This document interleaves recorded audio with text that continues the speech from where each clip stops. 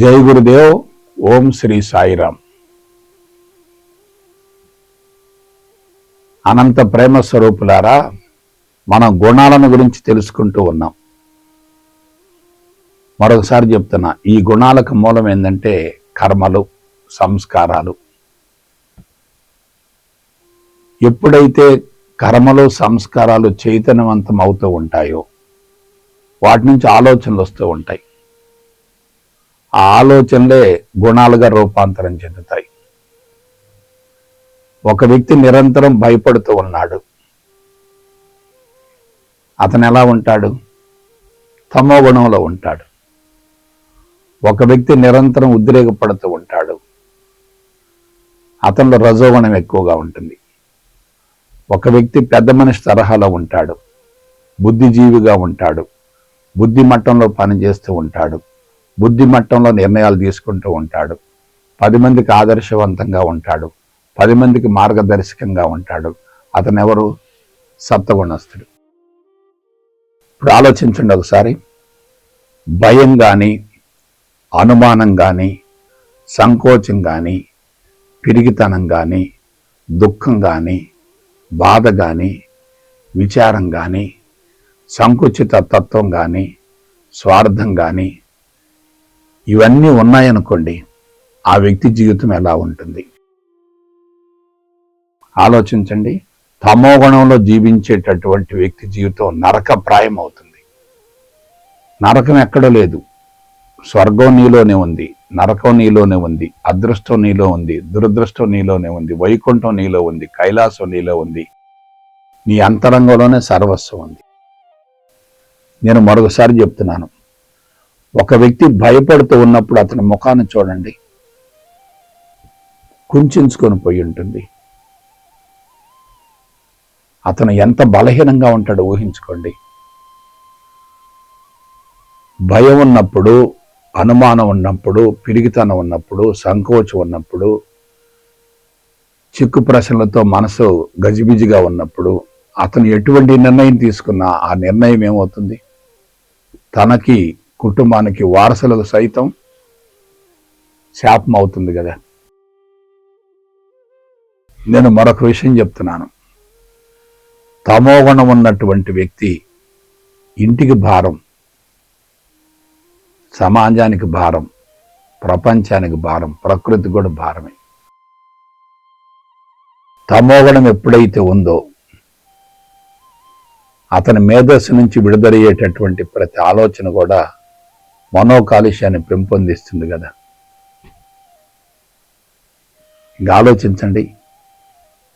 ఈ తమోగుణం ఒక్క మానవ జాతిలోనే ఉంది, ఏ జాతిలో కూడా లేదు. మిగతా జాతులలో ఉన్నాయి.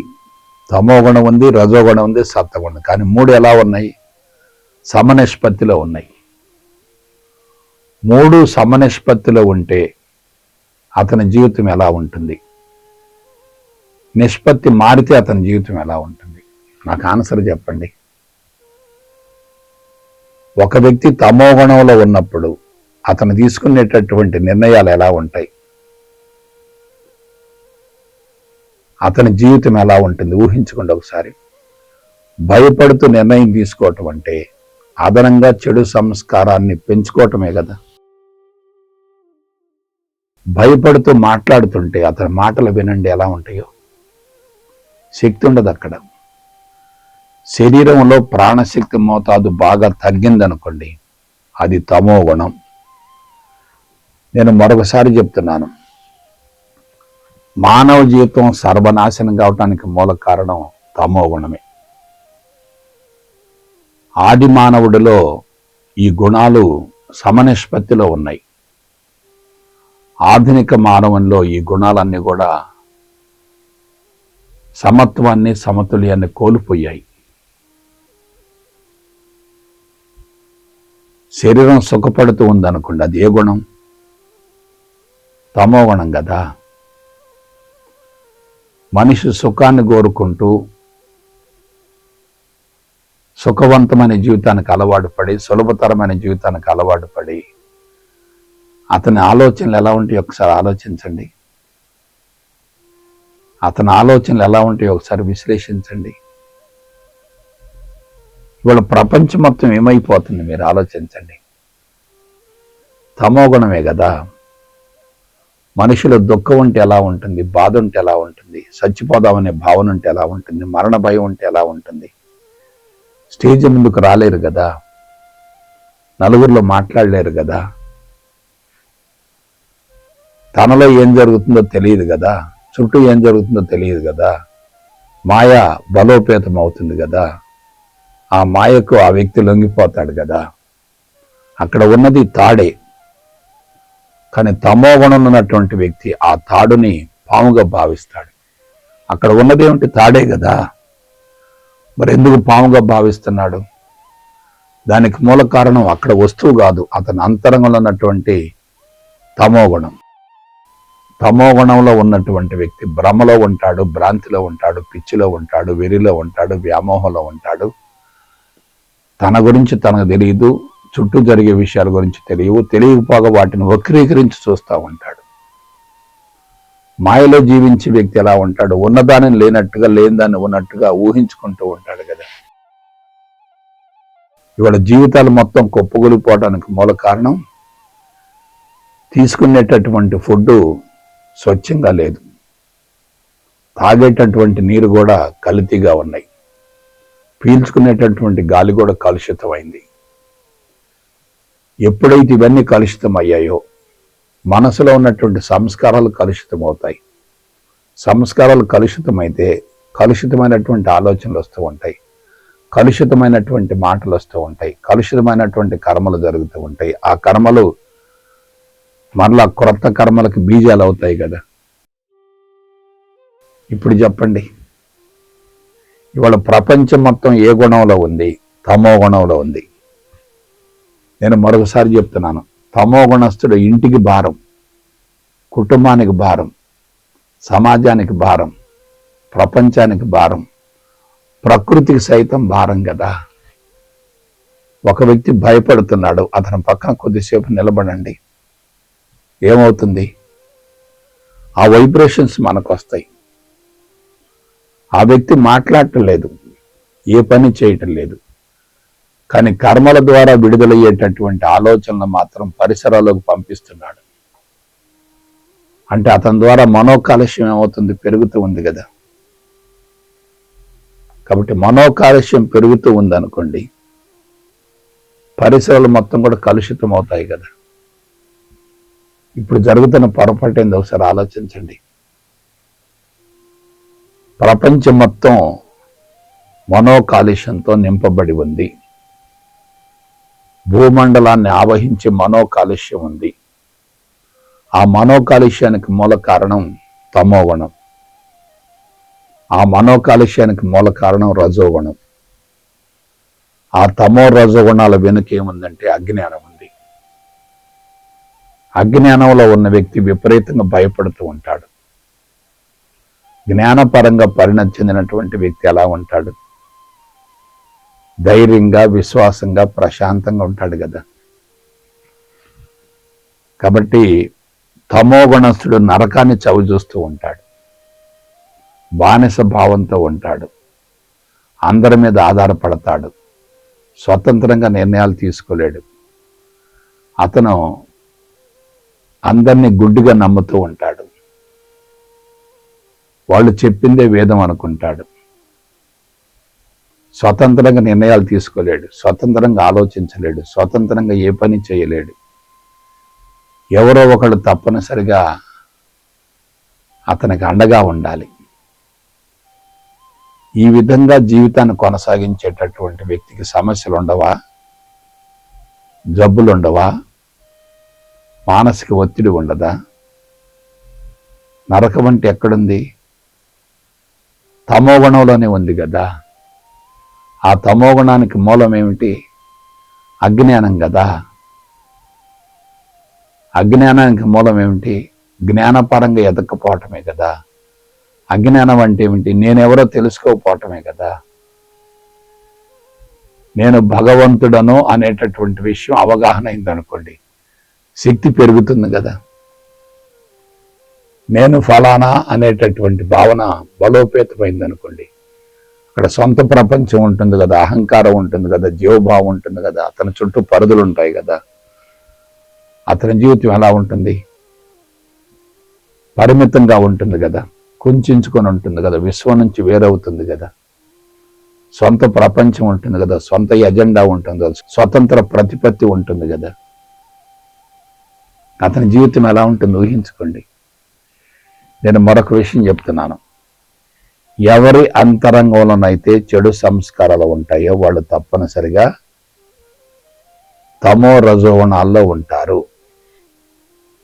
ముందు తమో గుణం, ఆ తర్వాత రజోగుణం. తమోగుణ సంబంధమైనటువంటి సంస్కారాన్ని అణిచివేస్తూ ఉంటే అది రజోగుణ సంబంధమైన సంస్కారంగా రూపాంతరం చెందుతుంది. కాబట్టి తమోగుణం అనేది రజోగుణాన్ని సృష్టిస్తుంది. రజోగుణానికి మూలం ఏంటంటే తమోగుణమే. ఆ తమోగుణానికి మూలం ఏంటంటే అజ్ఞానమే. ఆ అజ్ఞానానికి మూలం ఏంటంటే మనిషి శారీరక సుఖానికి అలవాటు పడటమే. సుఖము సౌకర్యము రెండూ ఉన్నాయనుకోండి, అది తమోగుణం కదా. విలాసము వినోదము శృంగారం మూడు ఉన్నాయనుకోండి, అది రజోగుణం కదా. కాబట్టి తమోగుణం పక్కనే ఉంటుంది, రజోగుణం ఉంటుంది. రజోగుణం పక్కనే ఉంటుంది, తమోగుణం ఉంటుంది. రెండు గుణాలు విడిపోయే ప్రసక్తే లేదు. ఒకటి మరొక దానికి ఆధారం అవుతుంది, మూలం అవుతుంది. బయట కనిపించే దాన్ని ఆధేయం అంటారు, లోపల ఉన్నటువంటి దాన్ని ఆధారం అంటారు. ఒకటి ఉంటే రెండవది లేకుండా పోయే ప్రసక్తే లేదు లేదు లేదు. కాబట్టి ఇవాళ మనిషి అన్ని రకాల సమస్యల సుడిగుండంలో చిక్కుని పోవటానికి మూల కారణం ఈ గుణాలే. ఈ గుణాలకు మూల కారణం ఏంటంటే మనసే. ఆ మనసు ఎక్కడి నుంచి వచ్చింది? ఆత్మ నుండి వచ్చింది. మరలా ఎక్కడ కలిసిపోతుంది? ఆత్మలో కలిసిపోతుంది. కానీ మనసు ఎప్పుడైతే అజ్ఞానంలో ఉంటుందో అది సొంత ప్రపంచంతో జీవితాన్ని కొనసాగిస్తూ ఉంటుంది. మరణం తర్వాత కూడా బయటికి పోతుంది. అది మరొక దేహాన్ని ఆశ్రయిస్తుంది. ఈ విధంగా మనిషి విశ్వం నుండి ఏమవుతాడు? పూర్తిగా దూరం అయిపోతాడు. అందువల్ల నా సలహా ఏమిటంటే జ్ఞానపరంగా పరిణతి చెందకుండా జీవితాన్ని కొనసాగించేటట్లయితే మీరు తప్పనిసరిగా నష్టపోతారు. జ్ఞానపరంగా పరిణతి చెందేటటువంటి విధానాన్ని గురించి ఆలోచించండి. ఇవాళ మొత్తం ప్రపంచం మొత్తం తమోగుణంలో పడిపోయింది. ఎందువల్ల? టెక్నాలజీ పెరిగింది విపరీతంగా. టెక్నాలజీ ఎప్పుడైతే పెరిగిందో మనిషికి సుఖవంతమైన సులభతరమైన జీవితం వచ్చింది. శారీరక శ్రమ లేదు కదా. గత కొన్ని వేల సంవత్సరాల నాగరికత పరిణామంలో మానవుడు పొందింది ఏమిటంటే తమో గుణాన్ని పొందాడు. పోగొట్టుకున్నది ఏమిటంటే నేను భగవంతుడను అనే అంశాన్ని తెలుసుకోకుండా జీవితాన్ని కోల్పోయాడు. నేను భగవంతుడను అనే భావన కలిగిందనుకోండి, ఎలా ఉంటుంది? నేను భగవంతుడను అనే భావన కలిగితే జీవితం ఎలా ఉంటుంది? అలా కాకుండా మనసు పరిధిలో జీవిస్తూ విపరీతంగా భయపడుతూ ఉంటే జీవితం ఎలా ఉంటుంది? కొంచెం ఆలోచించండి. ఇవాళ జీవితం పుట్టుకతో తమోగుణంతో మొదలవుతుంది. కానీ మనుషులంతా వెంటనే రజోగుణానికి వస్తున్నారు. మనసులో రజోగుణం ఉంది, కానీ బాడీ మాత్రం తమోగుణంలో ఉంది. విపరీతంగా ఆవేశం వస్తుంది, కానీ కష్టపడి పనిచేసే తత్వం లేదు. కష్టపడి పనిచేసే తత్వం లేదంటే అది తమోగుణమే కదా. ఆవేశంగా ఉందంటే అది రజోగుణమే కదా. మనుషులు బ్రహ్మచర్యలు ఏం చేస్తున్నారు? తమోగుణాన్ని పెంపొందించుకోవటానికి తర్ఫీదును పొందుతున్నారు. రజోగుణాన్ని పెంపొందించుకోవటానికి తర్ఫీదును పొందుతున్నారు. శరీరం ఎలా ఉండాలి? రిస్క్ పడకుండా, చెమట పోయకుండా, బట్ట నలగకుండా అన్ని నా దగ్గరకు రావాలి. ఈ తమోగుణం ఎప్పుడు మొదలైంది? మనిషి ప్రకృతితో సహజీవనం చేసినంత కాలం తమోగుణం లేదు, రజోగుణం లేదు, సత్వగుణం లేదు. 3 సమపాళ్లలో ఉన్నాయి. మనిషి ఎప్పుడైతే స్థిర నివాసానికి వచ్చాడో, స్థిర నివాసం అంటే ఏమిటి?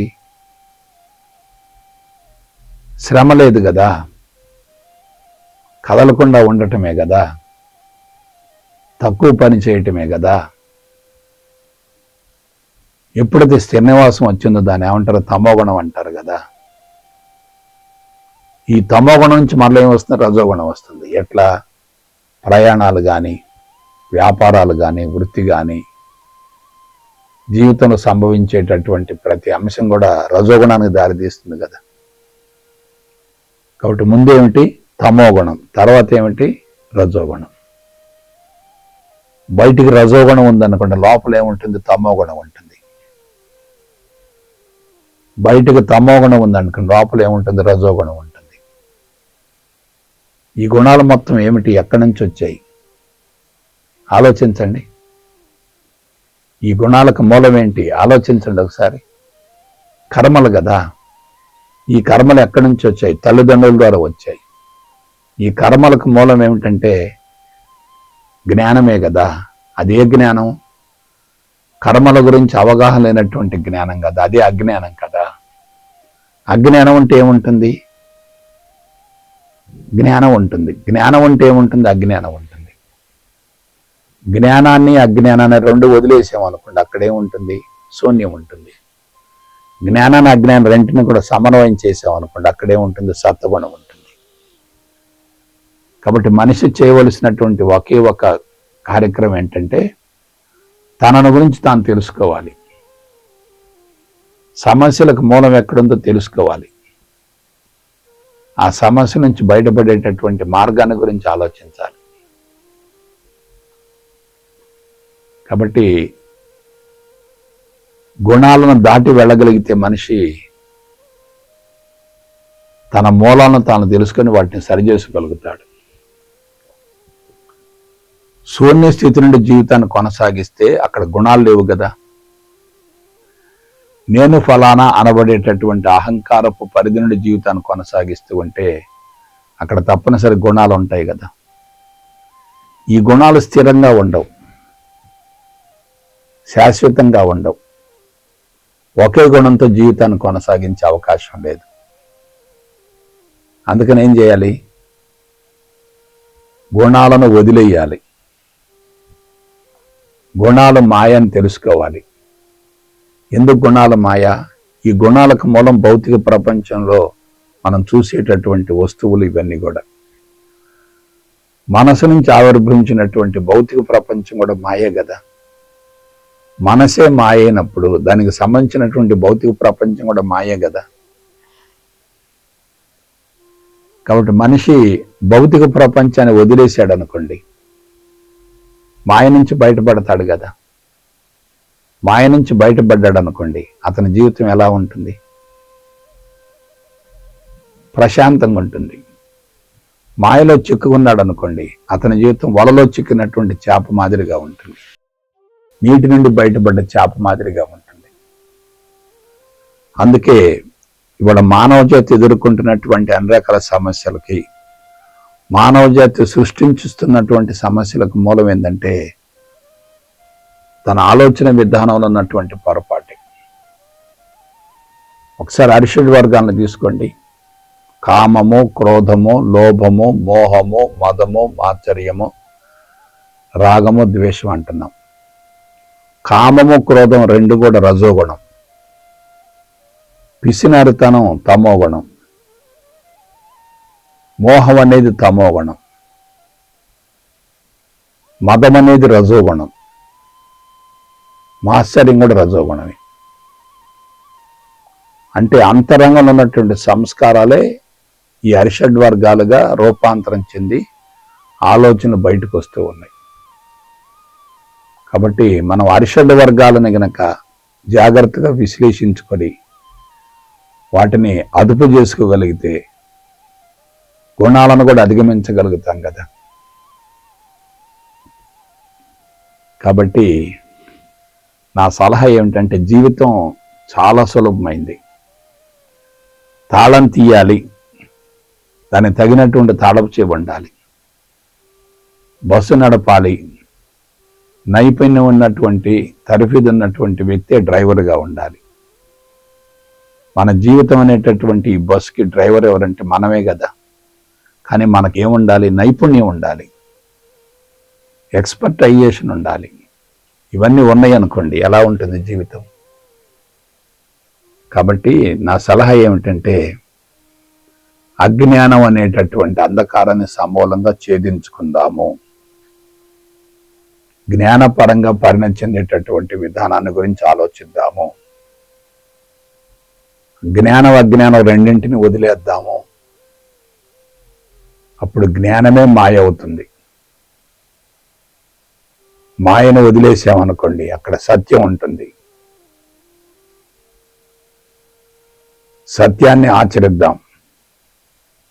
కొంతకాలం పోయిన తర్వాత ఆ మాయకు మూలమైనటువంటి సత్యం ద్వారా వచ్చినటువంటి ఆ మాయను కూడా మనం సత్యంగా భావిద్దాం. మాయను కూడా సత్యంగా భావించామనుకోండి, అక్కడ భగవంతుడే కదా ఉంది. అంటే భగవంతుడు ప్రత్యేకంగా లేడు. కామము భగవంతుడే, క్రోధము భగవంతుడే, లోభము భగవంతుడే, మోహం భగవంతుడే, మాత్సర్యం భగవంతుడే, అంతా భగవంతుడే. కామము, క్రోధము, లోభము, మోహము, మదము, మాత్సర్యం. అక్కడ ఇది ఉంది, అది ఉంది. బయటకు ఒకటి కనిపిస్తూ ఉంటే లోపల మరొకటి దాగి ఉంటుంది. మనం గమనంలో ఉండి బయట ఉన్నటువంటి దానికి వెనుక తప్పనిసరిగా లోపల కూడా మరొకటి ఉంది అనేటటువంటి భావన కలిగిందనుకోండి, ఎలా ఉంటుంది? అతని జీవితం సక్రమైనటువంటి పందాల కొనసాగుతుంది కదా. ఈ బాధలు ఉండవు కదా. ఒకవేళ బాధలు ఉన్నప్పటికీ గుణరహిత స్థితికి చేరితే బాధలు కూడా భగవంతుడు అవుతాడు కదా. ఇంకక్కడ మనకేం కావాలి? ఆలోచించండి. మనం చేయవలసింది ఏమీ లేదు. గుణాలను గురించి తెలుసుకుంటే చాలు. తమోగుణం, రజోగుణం, సత్వగుణం, వీటి యొక్క సూపర్ఫిషియల్ స్వభావాన్ని గురించి మనం తెలుసుకోగలిగితే చాలు. తెలుసుకోవాలంటే మనం ఏం చేయాలి? జ్ఞానపరంగా ఎదగాలి. జ్ఞానపరంగా ఎదిగామనుకోండి, గుణాల స్వభావాన్ని మనం అవగాహన చేసుకుంటాం. మనం ఎన్నుకున్నటువంటి మార్గంలో ఉన్నటువంటి పొరపాటును తెలుసుకుంటాం, సరిదిద్దుకోగలుగుతాం. కాబట్టి గుణాలను గురించి ఎంతైనా చెప్పుకోవచ్చు. క్షణక్షణం, అనుక్షణం కూడా మనల్ని గుణాలే నడిపిస్తున్నాయి. మనం ఎన్నుకున్నది గుణాలే. మనల్ని ముందుకు నడిపించేది కూడా గుణాలే. గుణాల గురించి అవగాహన అయిందనుకోండి, మనసును గురించి అవగాహన అయిందనుకోండి, దాన్ని మనస్తత్వ శాస్త్రం అంటారు, సైకాలజీ అంటారు. మనసు స్వాధీనం అయిందనుకోండి, అతనికి జీవితం కూడా స్వాధీనం అవుతుంది. అహంకారాన్ని లోపరుచుకోవచ్చు, జీవుడిని కూడా స్వాధీనం చేసుకోవచ్చు. ఇంకేం కావాలి చెప్పండి? Life is very very easy. Unfortunately man is made it complicated. He is continuously struggling to come out of that complication. జీవితం చాలా సులభం, దాన్ని కష్టంగా, క్లిష్టంగా తయారు చేసుకున్నాడు. ఆ కష్టం నుంచి, క్లిష్టం నుంచి బయటపడటం కోసం ఇంకా కష్టపడుతున్నాడు. కష్టం అంటే అది తమోగుణమే కదా. కష్టపడటం అంటే రజోగుణం కదా. మనసు కష్టపడటం అంటే అది తమోగుణం. మనిషి శరీరం కష్టపడుతూ ఉంటే అది చాలా మంచిది, సత్వగుణం అవుతుంది. సోమరతన బద్ధకం తమోగుణం. చైతన్యవంతంగా కష్టపడి పనిచేస్తూ ఉంటే అది సత్వగుణం. కష్టపడి పనిచేస్తుంటే లోపల ఉన్న టాక్సిన్స్ మొత్తం బయటికి వెళ్ళిపోతాయి. కదలకుండా కూర్చుంటే ఏమవుతాయి? చెడు ఆలోచనలు విపరీతంగా వస్తూ ఉంటాయి. కాబట్టి బిడ్డలారా, నేను చెప్పటం కాదు, మీరు ఆలోచించుకోండి. జ్ఞానపరంగా ఎదిగితే సమస్యలు మొత్తం పటాపంచలవుతాయి. ఆ విధంగా జ్ఞానపరంగా పరిణతి చెంది మీ జీవితాలను చక్కదిద్దుకుంటారని మనసా వాచ కర్మణ కోరుకుంటూ సెలవు తీసుకుంటా. జై గురుదేవ్, జై గురుదేవ్, జై గురుదేవ్.